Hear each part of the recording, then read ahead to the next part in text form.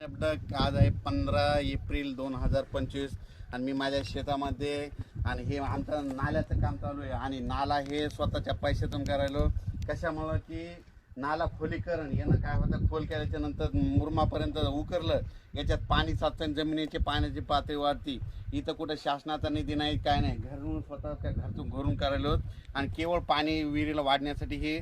आणि सगळ्याला भविष्यामध्ये सगळ्याला करण्याची गरज आहे, कारण की असं जर केलं तरच जमिनीमध्ये पाणी साचणार आहे भविष्यामध्ये. मी तर म्हणतो शासनानं नाला सरळीकरणाबद्दल, खोलीकरणाबद्दल पैसे द्यायला पाहिजे, तर शासनानं प्रत्येक शेतकऱ्याकडून खोलीकरण घ्यायला पाहिजे. असं केलं तर काय होते, पाण्याची पातळी वाढते. आणि या ठिकाणी मी महाराष्ट्रातल्या शेतकऱ्याला अंदाज देणार आहे. आज 15 एप्रिल आहे, तर शेतकऱ्याला सांगतो आणखीन 15, 16, 17 3 दिवस राज्यात ढगाळ वातावरण राहणार आहे. म्हणून हा अंदाज लक्षात घ्यायचा. फक्त कुठंतरी अवकाळी पाऊस पडेल, पण सर्वदूर पडणार नाही. त्याच्यामुळे कांद्यावाल्यानं घाबरायची गरज नाही, विटवाल्यानं घाबरायची गरज नाही. पण 18 तारखेपासून, आता 18 एप्रिलपासून ते 24 एप्रिलपर्यंत राज्यात उन्हाची तीव्रता वाढत जाणार आहे. 44-45 अंशापर्यंत अकोला, नागपूरकडला पारा जाणार आहे. मराठवाड्यात देखील बऱ्याच ठिकाणचा 42पर्यंत जाणार आहे.